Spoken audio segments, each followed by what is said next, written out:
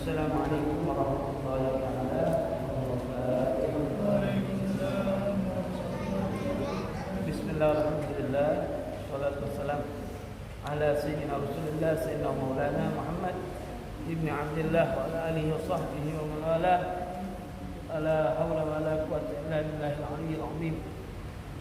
Rabbi shrah li sadri wa yassir li amri wa hlul 'uqdatam min lisani yafqahu qawli wa saddiq lisani wa hdi qalbi bi jahi nabi wa ala alihi wa sahbihi ajma'in, amma ba'du.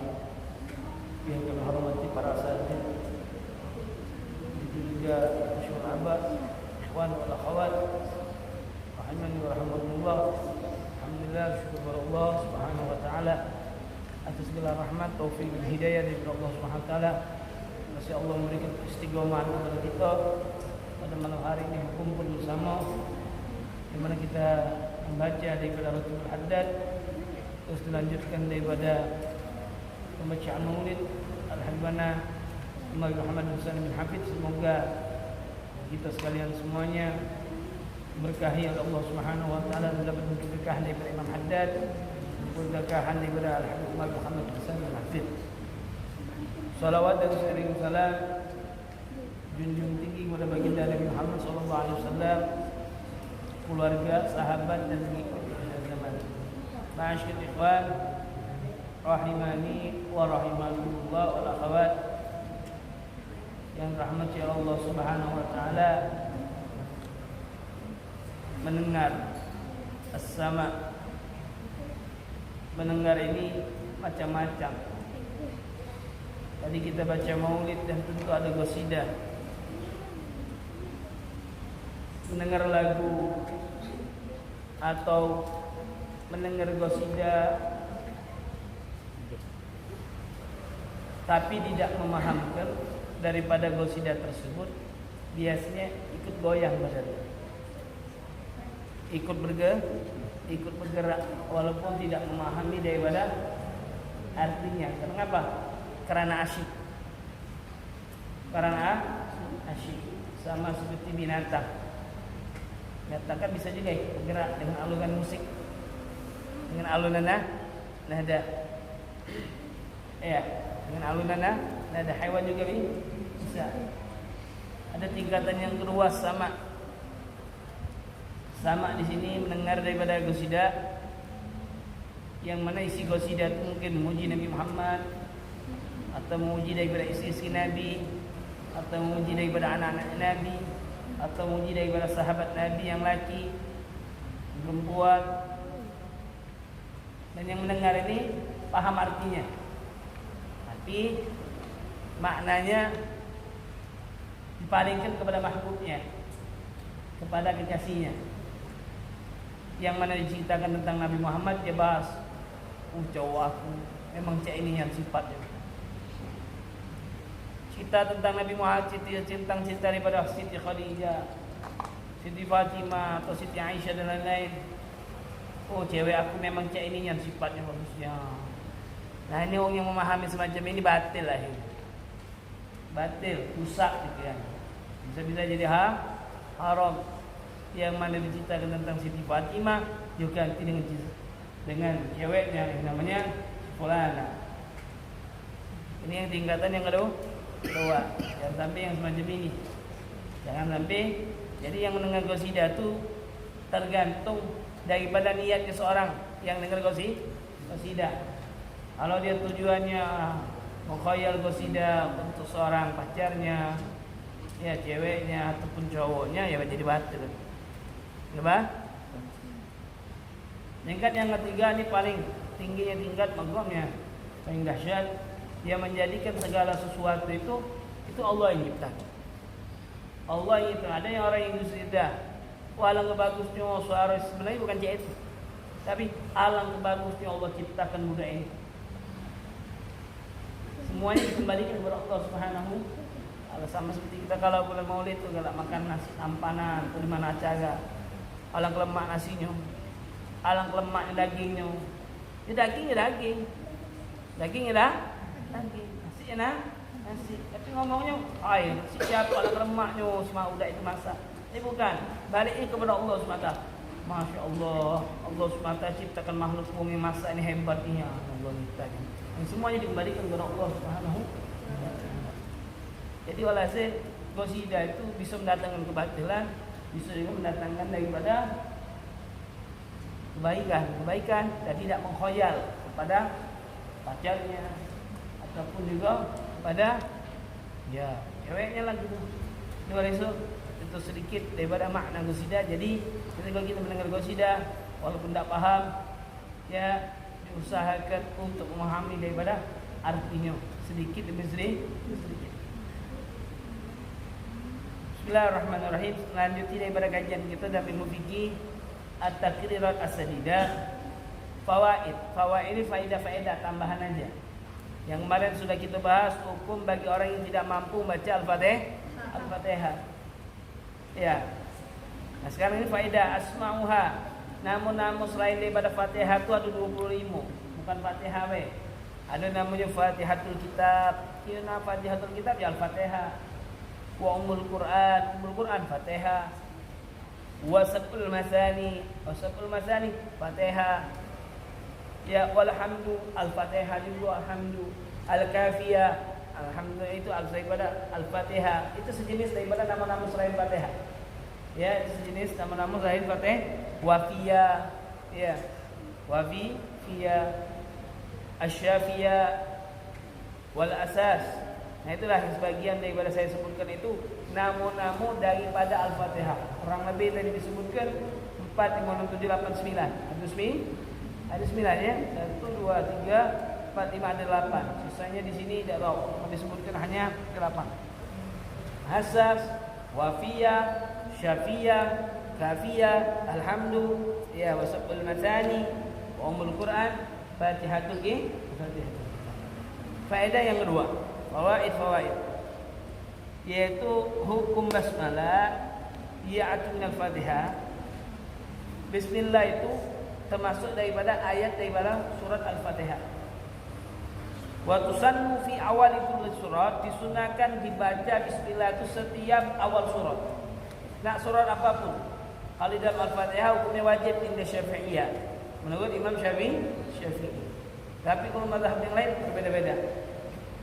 Ya, tapi untuk kita yang bermadhab Imam Syafi'i itu disunahkan setiap baca surat Al-Ikhlas, Al-Falaq, An-Nas dahulukan dengan kalimat Bismillahirrahmanirrahim. Dahulukan daripada ayat Bismillahirrahmanirrahim. Terus di surat apapun sudah, Al-Baqarah, Al-Imran, An-Nisa, Al-Maidah, ya, Al-A'raf, ya. Itu dianjurkan untuk membaca daripada Bismillahirrahmanirrahim, Al-Anfal, kecuali di surat At-Taubah. Di surat Taubah jangan baca Bismillahirrahmanirrahim. Kenapa? Hukumnya haram. Di awal daripada surat At-Taubah, bara'atu minallahi lagi itu hukumnya haram. Kita kalau baca Bismillahirrahmanirrahim. Ini Syafi'i. Wa tukrahu fi atna'iha. Ya dimakruhkan di pertengahannya. Ya kalau bapak baca ayat dibaca bismillah di tengahnya, ini hukumnya makruh. Indah Ibn Hajar haram di awal. Ya, haram di awal, di tengah makruh. Wa tukrahu fi awaliha, dimakruh di awal, dan di pertengahan surat baca bismillah itu hukumnya sunnah. Ini menurut Imam Romli. Menurut daripada Al-Imam Romli. Wa tullabul basmalah fi atna'i jami' surat. Disunahkan baca bismillahirrahmanirrahim di pertengahan semua surat kecuali di dalam surat Bara'ah sebagaimana sudah dijelaskan. Kalau kita Imam Asy-Syafi'i, kalau di pertengahan dia baca surat Bara'ah jangan bismillahirrahmanirrahim, tapi baca a'udzubillahi minasyaitonir. Ya, kalau Imam Syafi'i di awal haram, di pertengahannya hukumnya makruh ya. Jika dianjurkan baca di dalam surat yang lain malah dianjurkan baca bismillahirrahmanirrahim. Contoh, seandainya kita ngaji bahalago ataupun tak bahalago, ngobrol, terputus dengan di Quran, terputus ada telepon ataupun ada yang ngobrol, maka dianjuri bismillahirrahmanirrahim. Lanjut ulang lagi bismillahirrahmanirrahim. Lain kalau dia bahalago. Dia kalau bahalago semuanya nyimak, pokoknya ini Kalau ngaji Al-Quran itu kalau halago itu satu yang baca, yang lain nyimak. Yang lain nih nyimak. Kenapa? Dari situlah kita akan mengerti apa kesalahan yang pernah kita baca. Oh ini keliru, aku biasa bacanya doma, ternyata patah. Nah itu pentingnya halago. Si kok yang baca, sisanya itu menyimak. Daripada bacanya dia tadi bukan si kok yang baca, 3 ekor asik dengan yang lain. Dengan hati, kok yang main ini, kok main itu ngobrol. Ya, maka ini bukan ini yang dikatakan halago. Terus juga di sini ada beberapa fadilah anjuran untuk mengulang membaca surat Al-Fatihah. Ya di dalam sholat itu ada anjuran kita mengulang bacaan surat Al-Fatihah. Itu sudah baca Fatihah nih. Disunahkan untuk ulang lagi bacaan Fatihahnya. Itu yang pertama apabila makmum membaca Al-Fatihah sebelum imam. Contoh di dalam sholatul Isya. Wa imam di sholatul Maghrib, di sholatul Jahar, subuh, Maghrib, wal Isya. Allahu Akbar, imam takbir, kita makmum melok takbir. Allahu Akbar. Si makmum lagi baca, si imam lagi baca doa istiftah, si makmum baca Al-Fatihah. Bismillahirrahmanirrahim, selesai. Ya, selesai imam. Si imam masih baca Fatihah. Selesai baca Fatihah ya imam, disunahkan bagi makmum baca lagi Fatihah. Disunahkan bagi makmum baca lagi Al-Fatihah. Fatihah itu ingat-ingat habis walau bolin, jangan langsung amin. Baca Rabbi fi'li. Rabbi fi'li. Allah ampuni dosa kata Rabbi fi'li wa liwalidayya. Baru amin. Itu yang pertama ya, dianjurkan mengulang lagi baca Fatihah kalau kita mendahulukan baca Fatihahnya mendahulukan imam. Yang kedua, apabila orang sholat duduk tiba-tiba mampu untuk berdiri, lagi duduk baca Fatihah, Bismillahirrahmanirrahim, Alhamdulillahirabbil alamin, kaki akan baca bergerak ni sudah kuat ini. Atau setelah Fatihah baca surah pendek, ini sudah kuat untuk tegak ini. Diizinkan oleh Allah sudah bisa mampu berdiri, dia tegak, dianjurkan ulang lagi baca Fatihah. Dianjur ulang lagi baca Fatihah, Al-Fatihah. Itu dua. Yang ketiga, apabila tidak hafal daripada surat Al-Quran. Contoh dia hafal Fatihah habis sholat, surat lain tidak hafal, Allahu Ahad tidak hafal dia, apalagi surat-surat yang lain, maka dianjurkan baca Fatihah lagi. Dianjurkan baca Fatihah lagi. Ada 3, berarti anjuran untuk mengulang Al-Fatihah itu ada di 3. Pertama, kalau seandainya si makmum mendahulukan Fatihahnya imam. Yang lain kalau di sholatnya israr ya, asar, maghrib, asar sama zuhur kita tak tahu. Kalau ini maksudnya di maghrib, isya, subuh. Kedua apa tadi? Kedua apa? Kalau seandainya ada orang yang sholat lagi duduk baca Fatihah atau sudah Fatihah dia lagi baca surat, tiba-tiba bawaannya pacak mampu berdiri, dia coba tegak, ternyata dia baca, dianjurkan dia mengulang lagi baca Al-Fatihah. Ketiga, yaitu kalau seandainya dia tadi apa namanya? Kalau dia tidak tadi hafal, lam yahfad min suratil ghairul Fatihah, baca surat dia hafal daripada surat daripada selain Fatihah, dianjurkan dia baca lagi suratul Fatihah supaya dapat daripada pahala sunnah membaca surat lain Fatihah sesudah daripada Al-Fatihah. Nah itu daripada fawaid. Terus juga huruf daripada huruf Fatihah kemarin sudah dibahas. Ada 155. Ada mi'atin wa khamsa wa khamsin.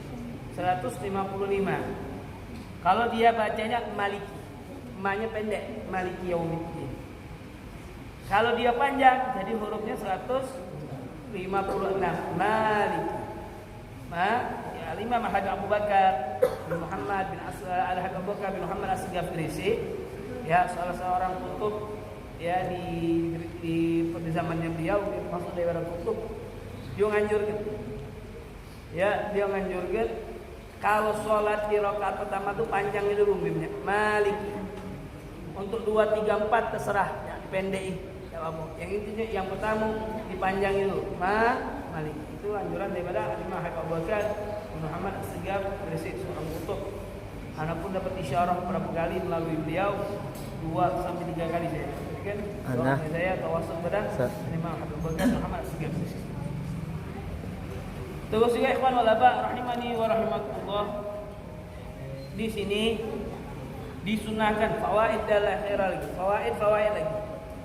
Disunahkan untuk menyambung lafaz bismillah dengan alhamdulillah ketika membaca Al-Fatihah karena mempunyai fadilah. Gua yang menyambung bismillahirrahmanirrahim alhamdulillah langsung baca daripada surat alhamdulillahnya itu ada beberapa fadilah. Yang pertama, diampunkan dosanya, ghufrul dzunub. Dosanya diampunkan oleh Allah Subhanahu wa taala. Terus juga ghafarallahu amaluhu. Allah terima amal-amalannya. Allah terima daripada amalan-amalannya. Ketiga yaitu yab'ud minal azab kubur wan nar, dijauhkan daripada azab kubur dan siksa neraka. Terus juga daripada faidah yang terakhir yaitu dijauhkan daripada rasa takut dengan hari kiamat dengan tai. Kenapa bagi orang yang beriman ya? Entai. Itu dari fadilah orang yang menyambung bismillah langsung dengan surat alhamdulillah. Ini ikhwan wal aba rahimani wa rahimakumullah.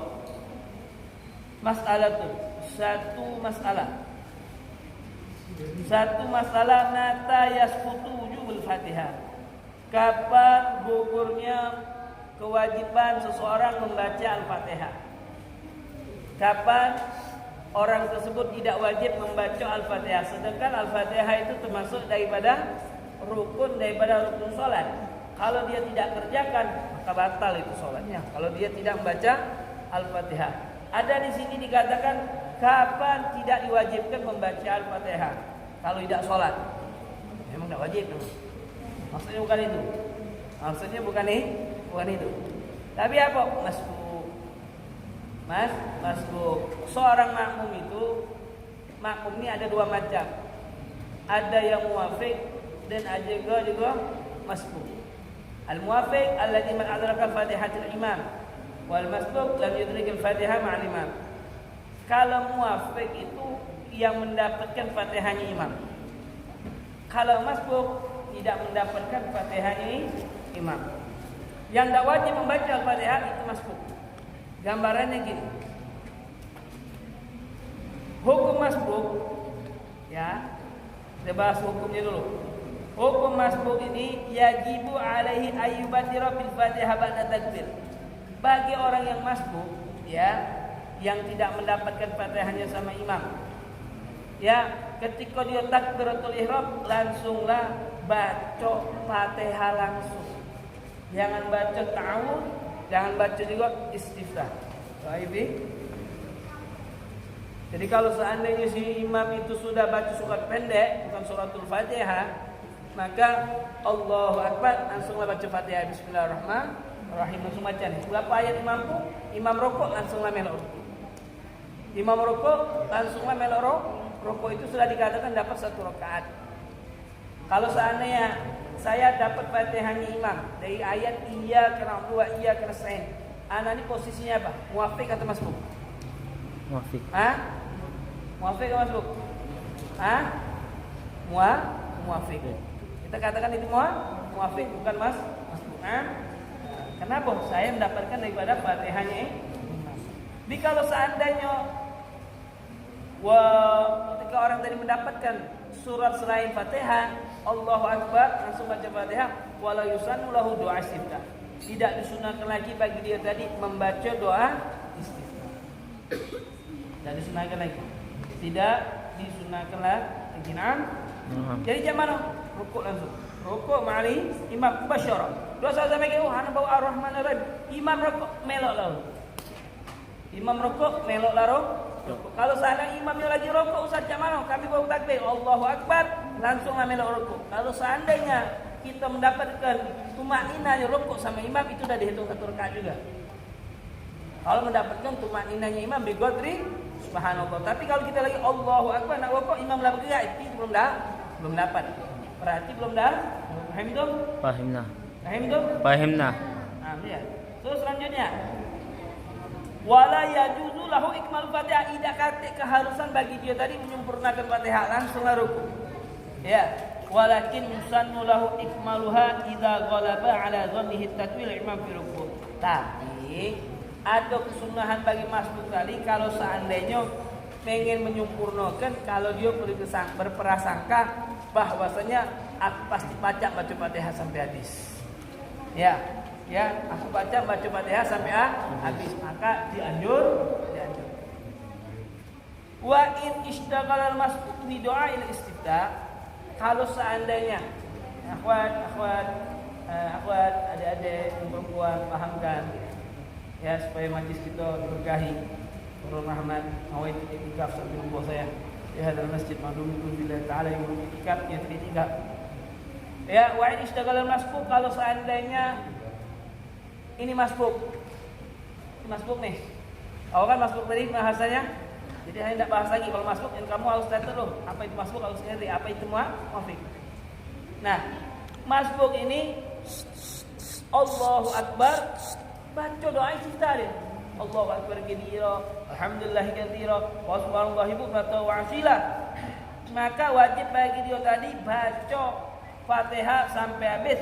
Kalau dia tadi baca doa istiftahnya sampai habis.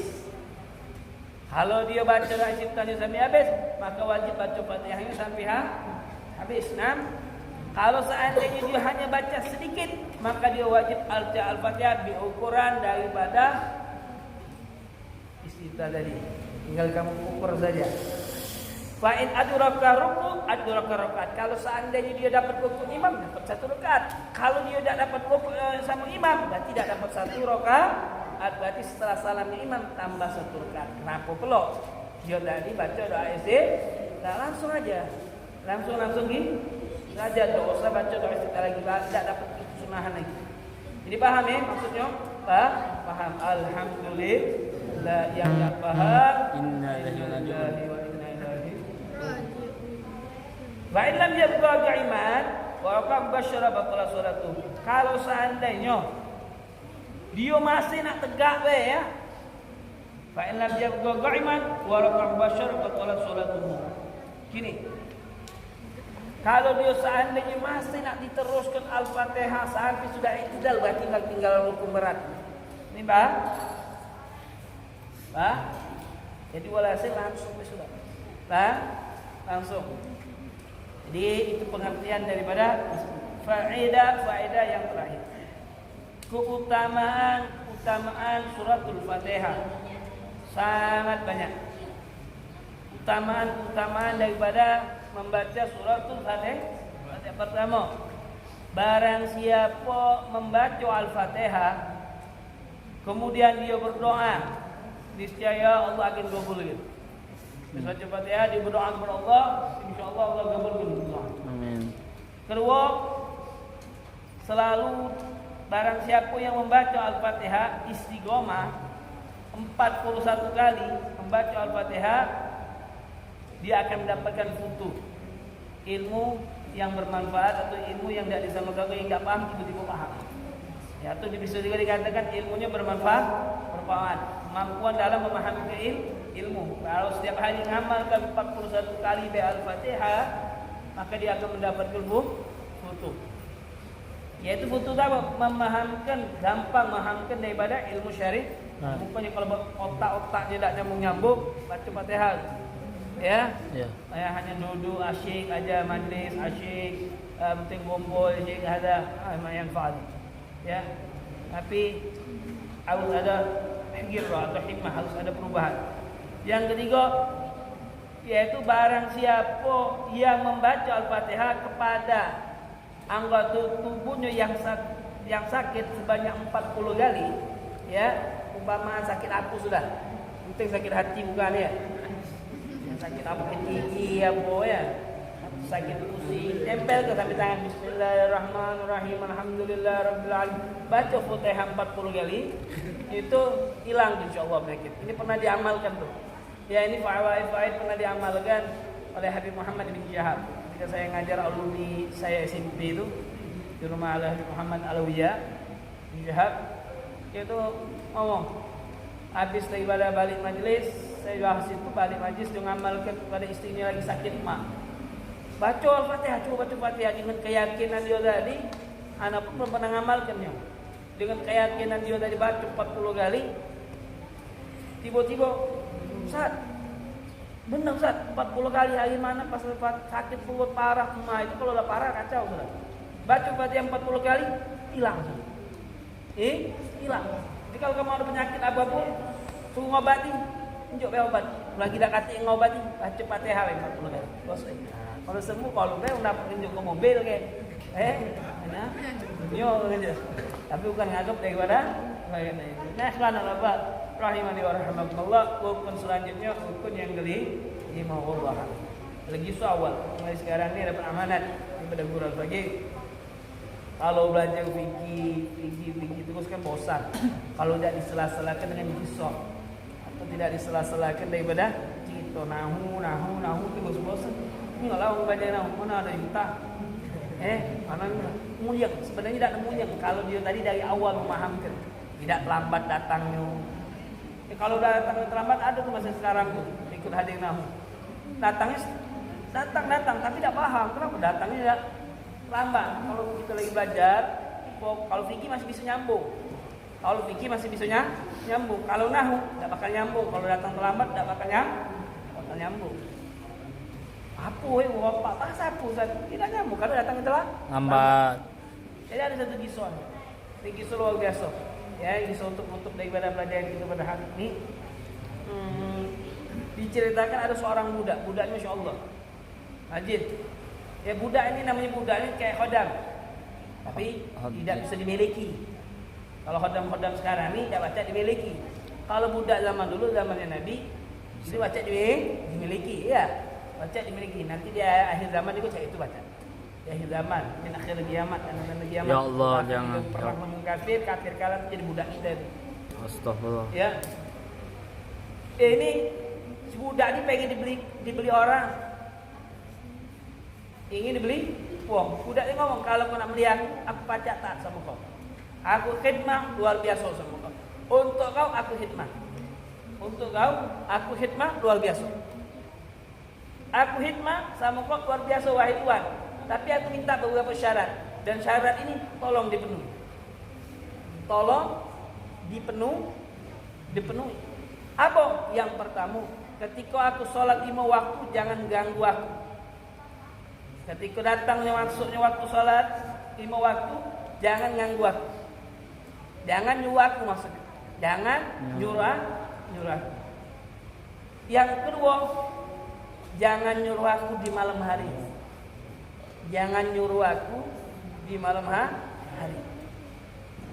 Ketiga, aku minta ruangan yang khusus. Sekiranya aku jauh daripada kalian. Dicari-cari kamarnya dapat di kamar belakang, ibaratnya kamar pembantu gitu. Cuma 3 ekornya biar aku minta sama kau. Aku akan bakti, akan taat sama kau. Bakti dan akan taat sama kau. Marhaba. Turuti oleh Tuhan. Dituruti oleh Tuhan. Malam besok seorang istri daripada Tuhan tadi ngintip apa kegiatan daripada pembantu. Kenapa pada saat itu ada sinar cahaya daripada ruangan tersebut. Diintip, ini budak lagi sujud. Budak ini lagi sujud.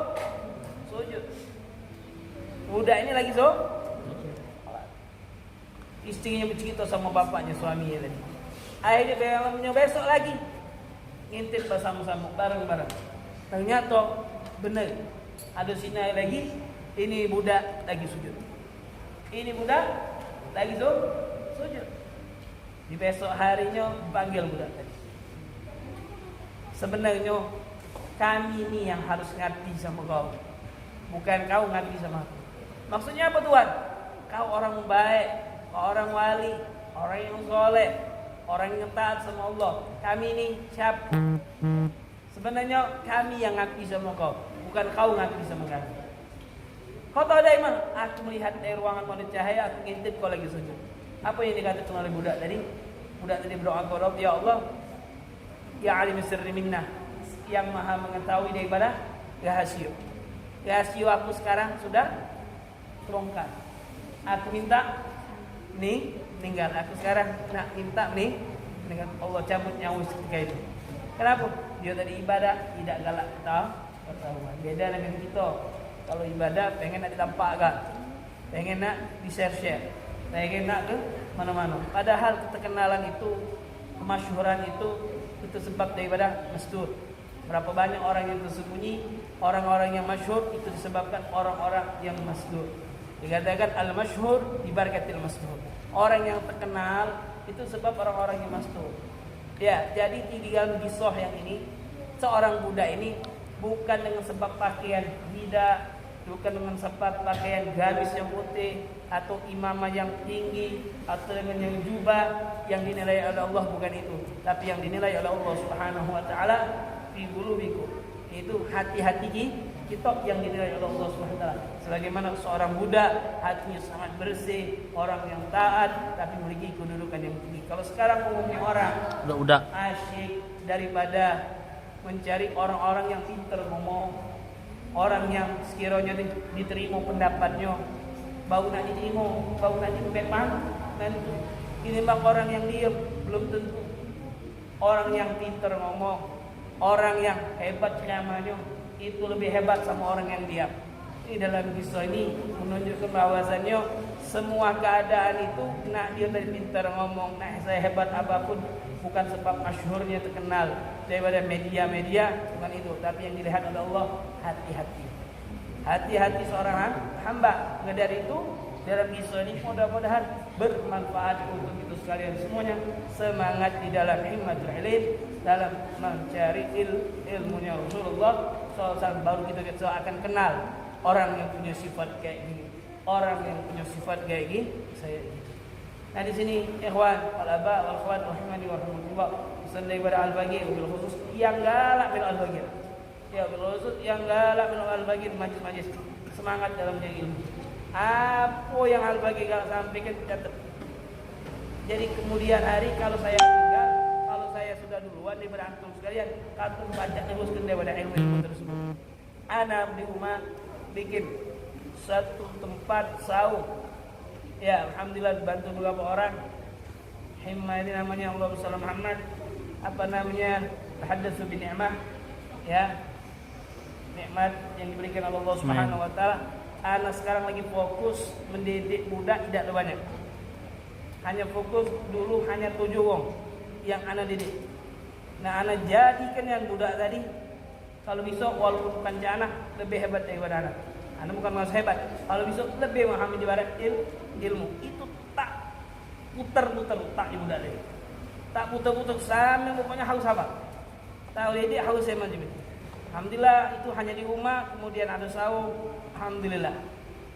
Dapat berkah daripada niat tadi. Pengen belajar, kamu kali awal mengajari budak itu di rumah. Ada berjalan daripada Allah Subhanahu wa taala. Lintas daripada mertua, laju aku mana nak buka saum, laju fikir ngatur biaya besar, ada yang nunjuk, ada yang nunjuk. Jalan kepada Allah, kita ngabdi sama Allah Subhanahu wa taala tasbih nikmat ini. Anda menceritakan daripada nikmat yang anda dapat, kita yang ngabdi sama Allah, ngajarkan ilmu apa yang bisa memberikan manfaat kepada siapapun. Allah akan mengabdikan kepada kita. Itu dunia akan mengabdi kepada kita.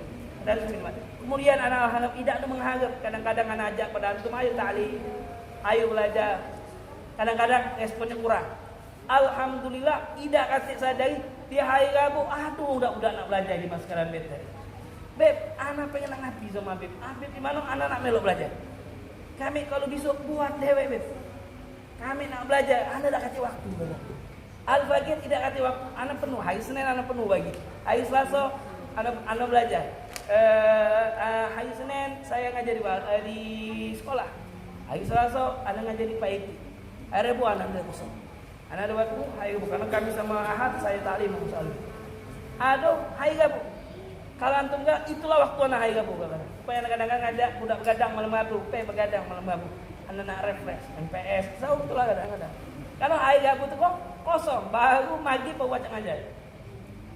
Dak tu kado ngarep, aduh nak belajar. Alhamdulillah kata anak, ini maksud hati anak yang anak pengen ke. Allah gobulkan niatnya anak tadi. Amin. Aduh, nak belajar.